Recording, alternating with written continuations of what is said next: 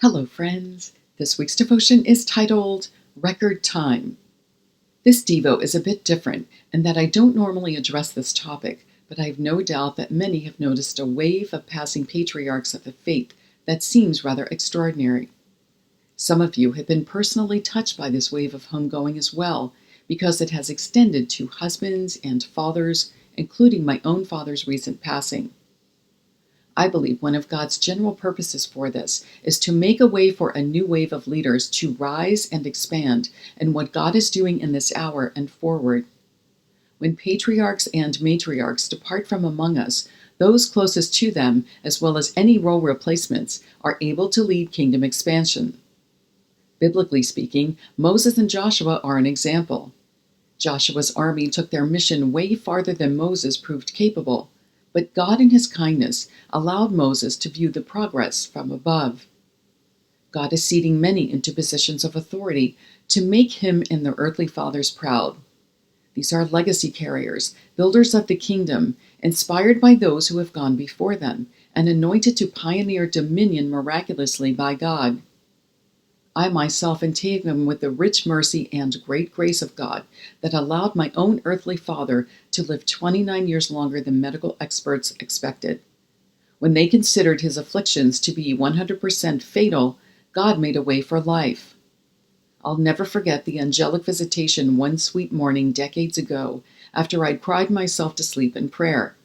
It was 2 weeks before Christmas, and a lot was happening otherwise. I felt like if God had taken my father at that time, it would have been too much for me. He sent an angel to hover over me and awaken me to bring comfort, power, and a message of intervention. At that time, my father lived and did not die. Years later, Holy Spirit spoke to me during a quiet moment, saying my father was a testament to his rich mercy. And he was right. Dad was an example of what we all need to receive, the rich mercy of God. When it was finally time for Dad to go home to heaven to live with Jesus, he went suddenly. Our Lord gave me clues to forewarn me just beforehand and had me read Psalm 91 over him as he lay in ICU on his final evening. Dad was 91 years old when he passed. As I sat on the edge of my bed the morning he entered into his heavenly home, I thanked God for the extra time and marveled at what a difference 29 years had made. How God had grown me to be much stronger in him so I could walk through this joyfully. How he had given me a fresh perspective of my father's new walk in God's covenant of grace, and how he had enabled me to carry on in legacy. And oh, how sweet it has been. All I want to do is connect with that great joy and the banner over my dad that is freedom, as he strolls into the great expanse of heaven. I hope that, if you have also seen loved ones off, that you will do the same. Because like my earthly father, who was a leader and a teacher in the commercial construction trade, we have much to build here in record time and with holy purpose to work out. God has divine assignments right before us that we're about to come into. They will be places to express what he put in our hearts long ago.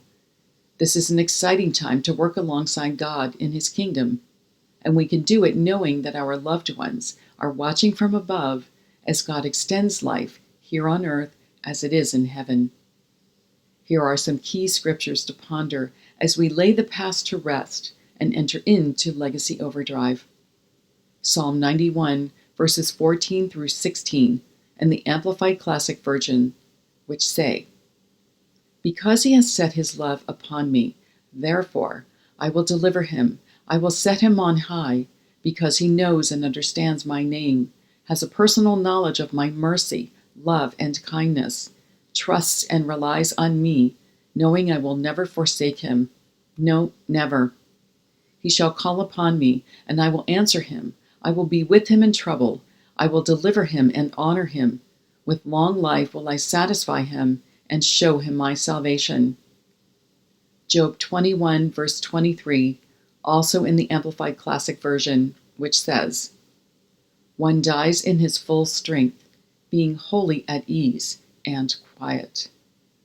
To God be all glory, honor, and praise. Amen."